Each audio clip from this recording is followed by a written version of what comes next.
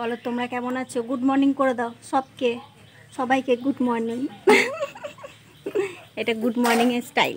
কেমন আছো তোমরা সবাই? আর তোমরা কিছু ওয়েডনেসডে ব্লগ। আর দিদি এখানে দেখো পাঙ্গাস মাছের ঝোল রান্না করছে পটল আর আলু দিয়ে। জায়গাতে এটা রাখা দিয়ে নিয়েছে নাকি ছেলেটা? বদমাসি করছে, রান্না করছি, বদমাসি করছি, সব করছি আমি। ঠাম্মিকে পাথর দিয়ে মারছে, ইট দিয়ে মারছে। সারাদিন এর বদমাসির শেষ নেই। এই যে কি করবে, কখন কি নিয়ে খেলবে, কোনটা নিয়ে খেলবে, কোনো খেলাতে মন বসে না। ওর শুধু বদমাসি করবি না। জলঘাটে দেখো এই স্লিপারটা দিয়ে 14 বার ওঠানামা করে, এত ভয় লাগে কি বলবো তোমাদেরকে। সব সময়কে চোখে চোখে রাখতে হয়। সিঁড়ি দিয়ে বড় মানুষের মতন উঠবে আর নামবে। ওকে বসে বসে উঠতে বলি, বসে বসে নামতে বলি, কিছুতেই নামবে না। নিচে নাম দেবে, এবার দেবে ঠাম্মি দেবে একবারে, তোকে মাথা ফাটিয়ে দেবে। পরে দেবে একদম যাবি না। দেখা এখন যাচ্ছি সোনুদের বাড়ি। সোনুকে কবে থেকে বলছি দে আমাকে গোলাপ গাছের ডাল দে, একবার তো দিলি, ওটা তো মরে গেল, এবার দে, জল হচ্ছে, বৃষ্টি হচ্ছে, গাছটা লেগে যাবে। তো দেখো বলে আজকে সোনুর ছুটি, সোনুদের ঘরে এলাম। এত সুন্দর গোলাপ গাছটা হয়েছে না। আর এখান থেকে সোনুকে বললাম একটা বড় দেখে আমাকে ডাল কেটে দে। সেখান থেকে আমি ডালগুলো ছোট ছোট করে 6-7টা ডাল করব, সেরকম একটা ডাল কেটে দে। এখন বৃষ্টি হচ্ছে, টব রেডি রেখে দিয়েছি। কবে থেকে রেডি রেখেছি জানো?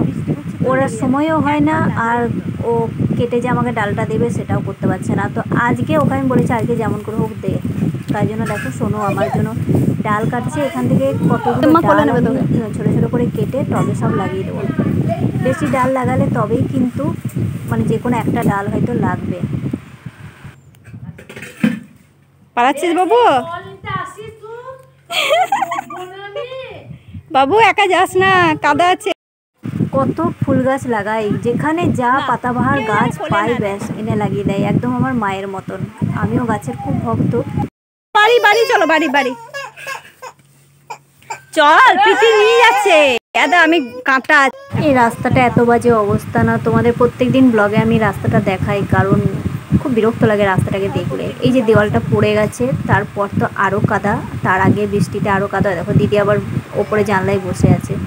এই দেওয়ালটা দেখো পড়েছে, দেওয়ালটা পড়াতে আরও কাদা হয়ে গেছে। আর এমনি গলিটাতে একদম হাঁটা যায় না, কি যে বলবো।